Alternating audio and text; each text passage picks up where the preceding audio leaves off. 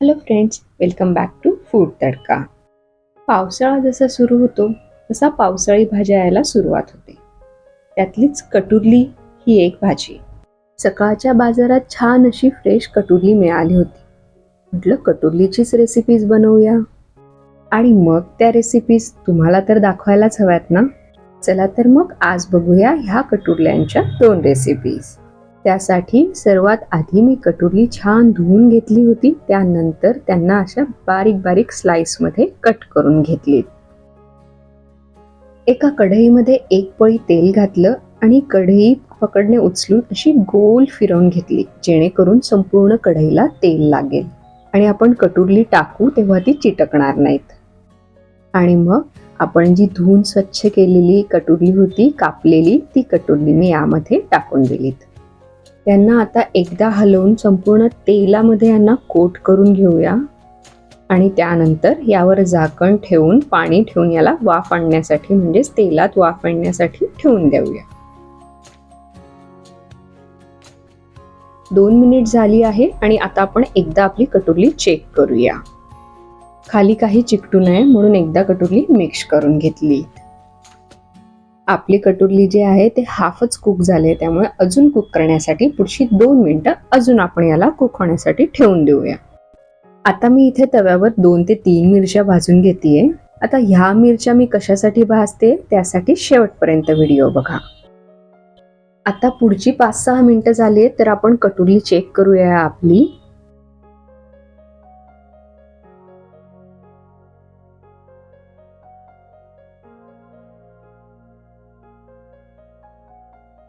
तर हे बघा, आपली कटुरली छानपैकी शिजलेली आहेत.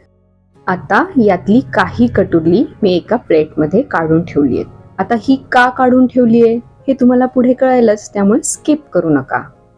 आणि जी उरलेली कटुरली होती ती मी त्याच कढईमध्ये पावभाजीच्या ठेचणीने ठेचून घेतलीत, म्हणजे माझ्या आईने ठेचलीत. आईकडे असले की आई आणि मी दोघी मिळून स्वयंपाक करत असतो, म्हणून तुम्हाला बऱ्याच वेळा मध्ये मध्ये माझ्या आईचे हात पण दिसतात. हे बघा, आपली कटुरली पूर्णपणे ठेचून झालेली आहेत.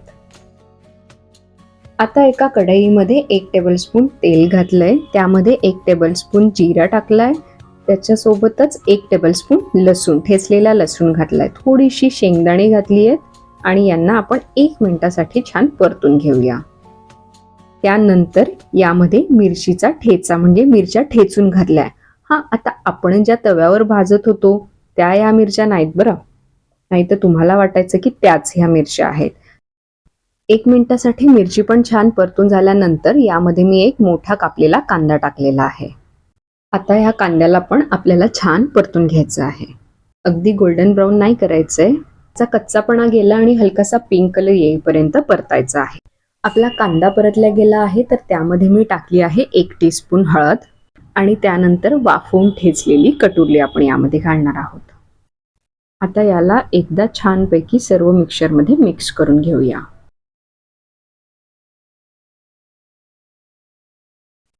चवीपुरतं मीठ आणि 2 चमचे भाजलेल्या शेंगदाण्याचे कूट.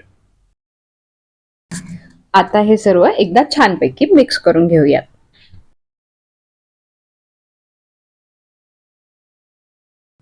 त्यानंतर 1 वाफ येईपर्यंत शिजवून घेऊया. आपल्या भरताला मस्तपैकी वाफ आलीये आणि आपलं भरीत तयार झालंय. त्यावर टाकला कोथिंबीर आणि रेडी टू सर्व, खायला तयार. मग कसं वाटलं तुम्हाला हे कटुरल्यांचं भरीत? आता आपलं भरीत बनवून झालंय. आपण मिरच्या भाजल्या होत्या आणि थोडीशी वाफवलेली कटुरली पण साईडला काढली होती. तर चला त्यापासून दुसरी रेसिपी बनवूया. इथे मी लोखंडी तवा घेतलाय, त्यावर वाफवलेली कटुरली घातली, त्यावर टाकलाय मी थोडासा कोथिंबीर, काही लसूणच्या पाकळ्या आणि आपण भाजलेली मिरची. आता तुम्हाला अंदाज आलाच असेल की आपण काय बनवतोय ते. तवा आणि तव्यावर हे सर्व मिश्रण एकत्र म्हणजे एकच पदार्थ बनवू शकतो, ठेचा. बरोबर ओळखलत. थोडंसं मीठ घातलं आणि हे आता ठेचणीने छानपैकी ठेचून घेऊया आणि हा छानपैकी झणझणीत ठेचा आपण बनवून घेऊया. आता तुम्ही म्हणाल भरीत आणि ठेच्यात फरक कसला ग? सर्व इन्ग्रेडियंट्स तर सेमच होती. नाही हा, आपण भरतामध्ये तेलावर परतलेली मिरची आणि कांद्याच्या फोडणीवर ठेचलेली कटुरली घातली होती आणि इथे आपण भाजलेल्या लसूण मिरची सोबत कटुरली ठेचली आहे. दोघांच्या चवीत खूप फरक असतो हा. तुम्हाला हा फरक समजून घ्यायचा असेल तर दोघं रेसिपीज ट्राय कराव्या तर लागतील ना. तर तुम्ही या रेसिपीज नक्की ट्राय करा आणि मग तुम्हाला फरक जाणवतो की नाही हे मला कमेंट करून नक्की कळवा. मी तुमच्या कमेंट्सची वाट बघेल. आता आपल्या रेसिपीकडे वळूया. तर यावर मी घातलं आहे वरतून तेल आणि याला छान मिक्स करून घेतलं आणि आपला जो कटुरल्यांचा ठेचा आहे तो इथे रेडी झालेला आहे. चला तर मग भेटूया पुढच्या व्हिडिओमध्ये. अशाच नवनवीन रेसिपीज बघण्यासाठी फूड तडकाला सबस्क्राईब जरूर करा. Thank you for watching food tadka.